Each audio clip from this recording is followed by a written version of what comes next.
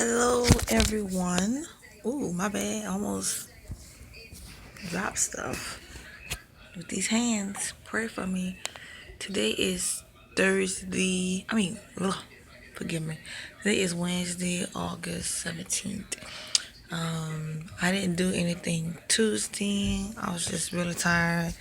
They worked me like a dog. The physical therapy here is really awesome. These women, they on it. They killing it. They help you do stuff that you wouldn't even consider. And I'm grateful to them.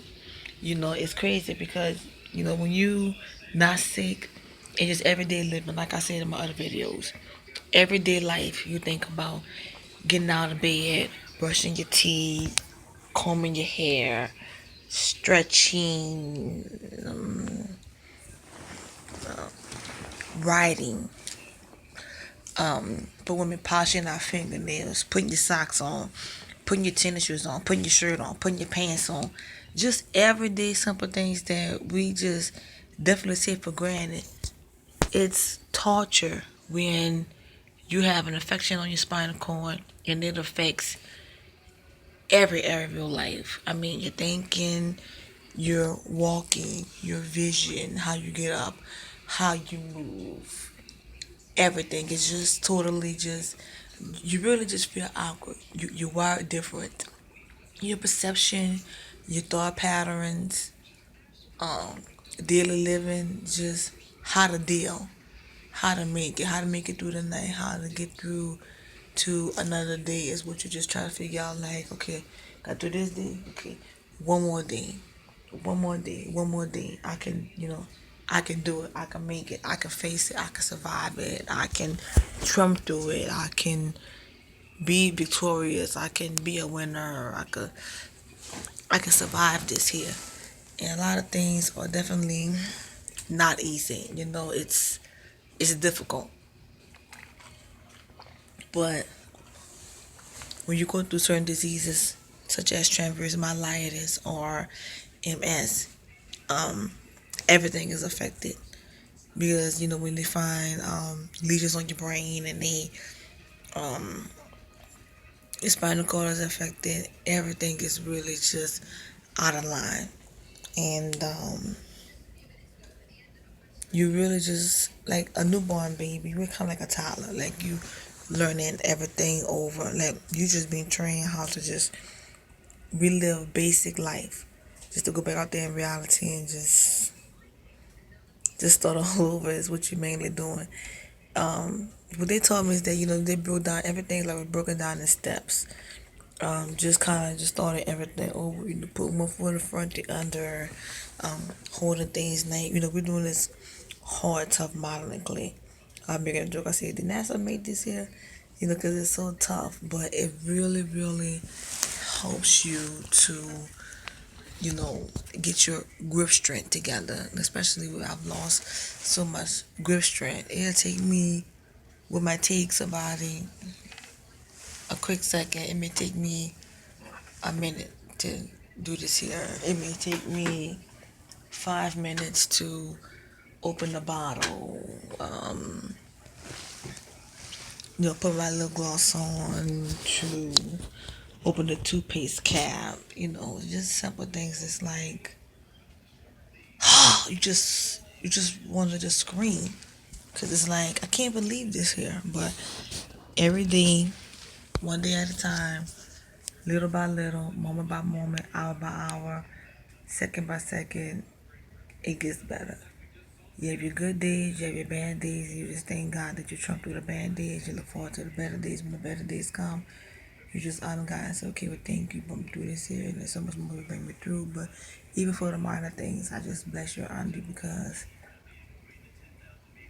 I'm just learning how to become more and more grateful, despite of what haven't gone my way. Just thank God for the things that have gone my way. That I'm still here.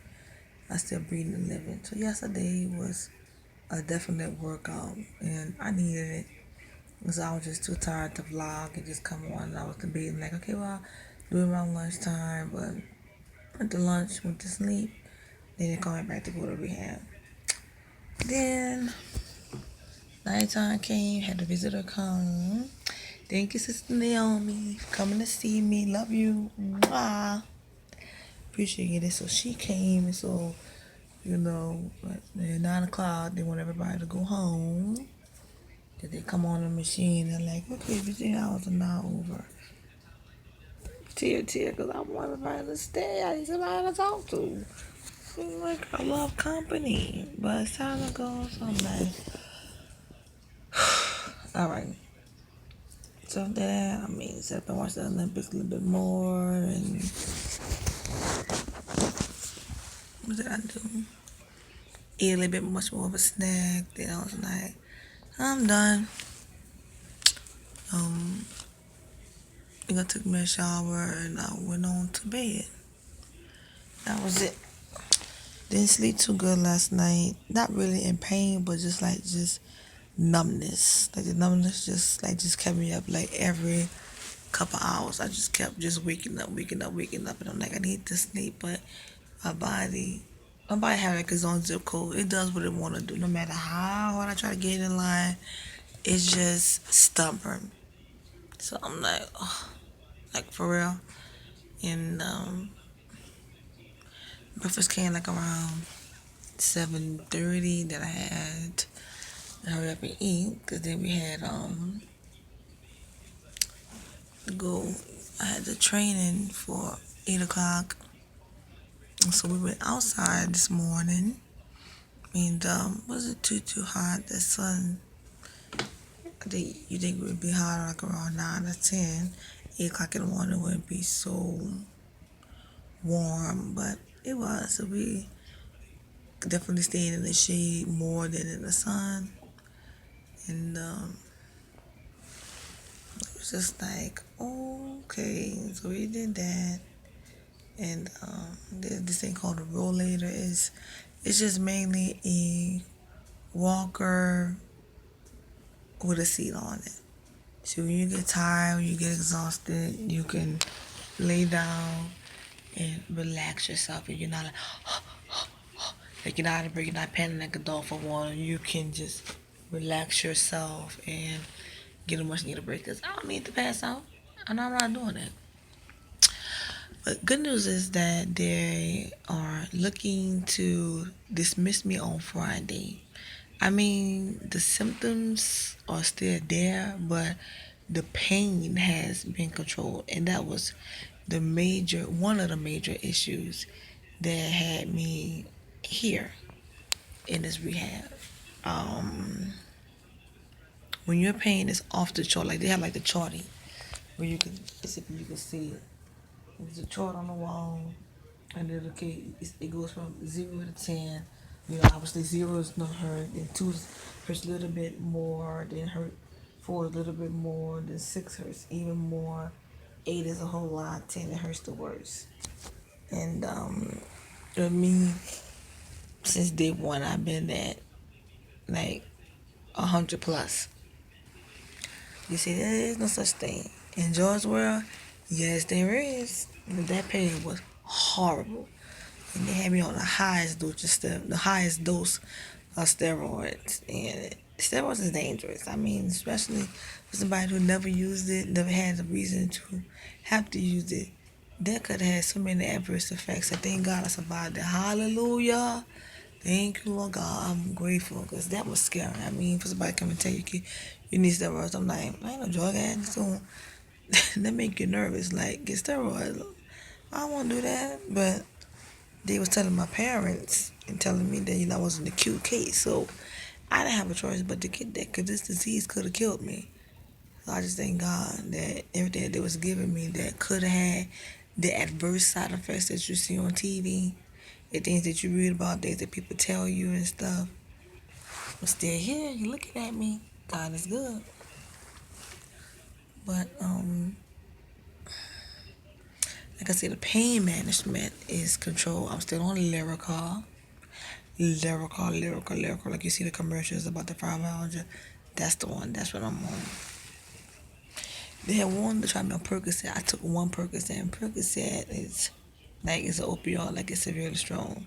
It does have the side effect of constipation, which I did go through. So I was like, I don't want that. I don't need all that different medication in my system. I have never had to use this stuff.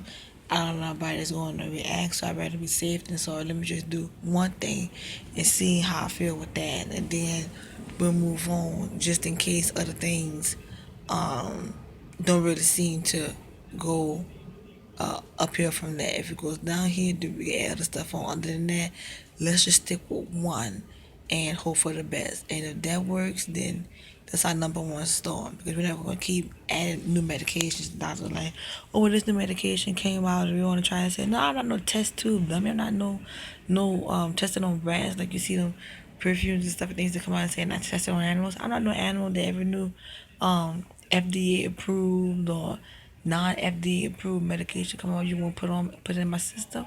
Nah, it ain't happening. Cause something happened was that, guess what, I could sue, because you send out your mouth, you don't know how it can go. It could go either way. And the way I wanted to go is to go good, and if it go bad, then I can't fight against that. My family will have to fight against that. Something was to happen. So guess what? We stuck with the Lyrica. The Lyrica took almost 2 weeks to work, but hey, guess what? It's good now because my pain is controlled. That's why I'm not grimacing as much. I'm able to sleep a little bit better. Not every night, but just the nights that I can, I'm grateful for, because there's been many nights that I would wake up early when I was of the night, 1, 2, 3, 4, 5, 6 o'clock in the morning, hollering in pain. I mean, literally screaming like somebody is hurting me deliberately. That's how bad it was. The doctor was like, "It's nothing we can do. We gave it a higher dose. Anything higher than that, it'll kill her." And it was in the hallway. My mom told me, like, she went in the hallway to call the nurse one time to get something, and the doctor was in the hallway just baffled. And that's a scary situation to be in for the patient and for the families and the doctors, just to feel like, what more can we do? Like, her pain is out of control.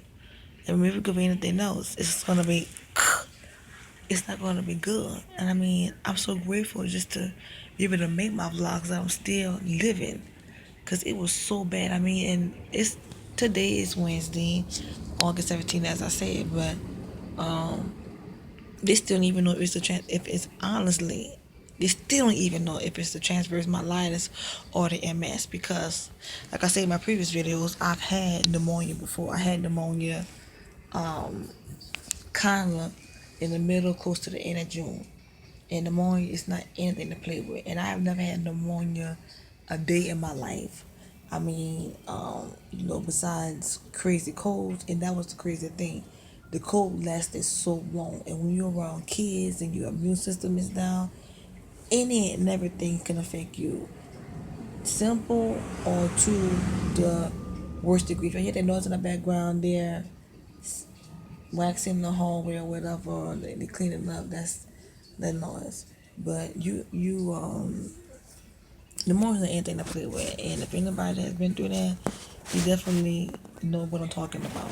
It is not anything that's just simple. They have so many complications, adverse effects that come with them, more than just the average cold or the flu is bad, but pneumonia, that was a road that I had never traveled before. When I say I was scared, because I mean, I'm wheezing them, couldn't catch my breath. I'm like, what in the world is going on? This is stupid.